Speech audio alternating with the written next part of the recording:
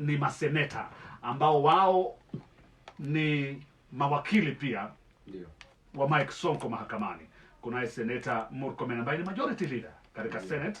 Kunaye Mutula Kilonzo Jr ambaye pia alionekana pale akiwa mmoja wapo wa timu ya wale mawakili ambao wanamwakilisha Governor Sonko. Sijui kama nimekosea kisheria, lakini hii issue ya Mike Sonko kuna wakati inaweza ikafika kabisa katika assembly. Ikafika katika Senate, kumradhi. Ikafika katika Senate na Senate ikalazimika kufanya maamuzi pale. We kama mwanasiasa na mwanasheria na mbunge katika county hii ya Nairobi, huoni kama hii inaweza kuleta ile conflict of interest kidogo pale kwa hawa mawakili, maseneta ambao sasa hivi wanapaswa kuwa ndio wanaangalia county na pesa ya county na kusaidia wananchi katika county mbalimbali ili pesa ziwe managed properly, wao nao ndio clients wa Governor Sonko? Kwanza ningependa kuongea kama mwanasheria, kama lawyer pia. Ndio. Mambo ya kikatibu kidogo. Ndio. Katika article 1 all the way to 182. Ndio. Ya constitution. Ndio. Iko clear ya kwamba governor the conditions by which governor anaweza kuwa anatoka katika ofisini ni kwamba kama governor amekufa, ndio, governor kuwa mwenda wazimu, ndio, governor akiviolate hiyo constitution, ndio, governor kama amekuwa impeached. Alright. Hiyo constitution haija provide ya kwamba kama governor ameshtakiwa na bado hajafungwa ama kama governor amefungwa kwa months, for a period of 12 months. Ndio. Ya kwamba kama governor akona kesi kotini na ameambiwa step aside, inafaa speaker act. So in such a situation, the speaker cannot act as a county governor ya Nairobi. Hadi sasa sababu anafaa act kama hizo conditions ambazo nimekuambia zimefanyika. Na saizi hazipo. Kwa sababu sasa inatuambia kwamba kuna crisis. Na kama kuna hii crisis, inasemwanga there's a constitutional fiat. Yes. Hiyo wakili wangu ambaye pia atakuwa mjumbe hivi karibuni ametuelezea kutakuwa na constitutional fiat. There is a lacuna in the law. So inatuonyesha kwamba hii mambo ambayo watu wanasema hapa na pale ya kwamba governor anafaa step aside, hiyo ni mambo ambayo tuweke kando. Tuseme ya kwamba kama kuna corruption case iwe executed. Na ningependa kuomba rais wangu, huyu rais ni mtu wangu sahihi. Saizi tuko katika mlengo moja. Tuna support BBI na tunataka hii constitution ambayo iko defective. Tunaona saizi kuna confusion. Iwe amended, hii constitution kuwe na referendum, kuwe na vitu clear. Iwapo hakuna governor na hakuna deputy governor, nani anafaa achukue kazi? Watu wanasema amend hii constitution. Yes. Kitu ya pili, jinsi ambavyo ulikuwa unaongea hii mambo ya senators. Ndio. Hii mambo ni mambo ya professionalism pia. Apart from kukua wajumbe, au ni lawyers. Kweli? Tuliona pale mwanzoni comrade wangu ambaye mimi hufuata mambo zake zaidi, comrade James Orengo. Yeye pia alikuwa na wakilisha mambo ambao watu walikuwa katika kesi huko kotini. The constitution is clear. You are innocent until proven guilty. Hii mambo ambayo senators wana represent Governor Sonko, au pia wako katika kikazi, si kisiasa, ni mambo ya kazi. Sasa ikifika wakati wa kura pale katika Senate, utapigia kura kwa ajili ya watu wa Nairobi, au utapigia kura kwa ajili ya client wako? Acha nikwambie, unajua kura ni siri yako. Wenyewe unaweza pata mtu amerepresent governor pale, lakini akienda pale because ni secret ballot, amepiga kivyake. So haya mambo yawezi kuyasema, lakini mimi mwenyewe najua ya kwamba wale watu wana act katika kulingana na kazi ambayo wako nayo. Wameenda pale for representation. Na katiba iko clear ya kwamba you can be represented by any lawyer. Na hii katiba ambayo tena iko defective haisemi ya kwamba MPs hawafai wa represent mtu. That's why inafaa tena tubadilishe katiba. Hebu nikuulize swali lingine kama mwanasiasa pia, kwamba kuna watu wanasema kwamba kwani magavana wa ODM kwa mfano, wao hawaibi, wao si wafisadi, wao ni wasafi kama pamba. Maanake hivi vita vinaonekana kabisa kuelekezwa kwa magavana fulani ambao kuna watu wanakisia kwamba hawaungi mkono BBI, hawaungi mkono handshake, ama hawajaonekana kwamba wanashabikia handshake kabisa. Sonko hakuonekana kibira hata kidogo, aidha kwa Ruto ama kwa ODM. Mimi sifikiri kama hii mambo ni mambo ya kisiasa. Alright. Mimi nafikiria mambo ya ufisadi ni mambo ya ufisadi. Wacha ipigwe kiufisadi. Lakini mimi ningeomba rais wangu tena. Rais anaweza maliza ufisadi katika hii nchi jinsi ambavyo yule rais wa Singapore Liu alifanya. Only 2 weeks. Kama presidential petition inachukua 2 weeks, result tumepata. Je, kesi ya ufisadi kama inaweza chukua hata 1 week, si kweli? kama kuna wale ma witnesses wanaweza create a period of 1 month. Waseme witnesses wote wa testify. Prosecution wa give their wa prosecute the case, na the defense wapeane ushahidi wao pia. Alafu within a month kesi ziishi. Na achague cases 5. Awachane na hizi kesi mara mtu ameshikwa wapi, mara mtu amekuwa ya lifted wapi, mara mtu ameshikwa katika ameletwa na meli. Utasikia vituko hapa hivi kesho kutwa. Mtu atakuwa analetwa hata na meli. Rais achague cases 5. Amalize within a period of 1 month, na ambie watu wenye wameshikwa wafungwe for a period of not less than 100 years.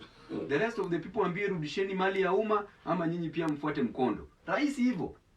Tutakuwa Kenya, tutakuwa safi. Wakili Omanga, wewe ni wakili, unaonaje kuhusiana na hawa maseneta kumwakilisha Mike Sonko katika hii kesi ya ufisadi? Unajua kuna ile kitu tunaita conflict of interest. Yes. Lakini haifai tuidhanie. Ni sharti tuhakikisha kwamba kama kunao conflict of interest lazima kukue real. Conflict of interest haifai tuidhanie, it should not be imagined. Lakini kwa upande wangu, kwa sababu hawa maseneta ni mawakili, hiyo wamepeleka utaalamu wao, wamepeleka utajiriba wao katika ya kikazi. Lakini kwa sababu magavana wao ndio wanafanya ile oversight ya kwamba ile gavana yeyote ambaye Sonko akiwemo ndani, wanaweza fika mbele ya kamati ya seneti kujibu maswala kama haya ya ufisadi, uvujaji wa fedha, kutumia mamlaka vibaya. Ni jambo ambalo ni jambo bayana. Lakini ukiingia katika wazo la Wakenya ya kwamba pengine kama kesho tuseme gavana ako afisini na tuwe na tabu yoyote ambayo inamhitaji kufika katika mbele ya kamati ya seneti, ambaye labda mwenyekiti atakuwa ni Mtula Kilonzo, labda mwenyekiti atakuwa ni Kipchumba Murkomen, labda mwenyekiti atakuwa ni Daniel Maazo, atakuwa James Orengo, atakuwa Aaron Cheruiyot. Ni wale ambao tulikuwa nao pale, kwa sababu mimi ni mmoja wa mawakili ambao wanawakilisha wengine ambao wako pale na kesi pamoja na gavana Sonko. Mimi kwa maoni yangu, ile maoni ya kibinafsi, sidhani kama ilikuwa ni jambo la maana. Kama wangekuja haileti picha nzuri, kwa sababu kama wangeenda in solidarity kama mheshimiwa Babu Owino ambaye ameenda kusimama pamoja na rafiki yake ambaye ako katika wakati wa dhiki, alisema wakati wa dhiki yeye atoroki wa marafiki zake, wangeenda pale kupatiana ile moral support. Lakini kama ndio wao wanatoa ushauri pale mbele,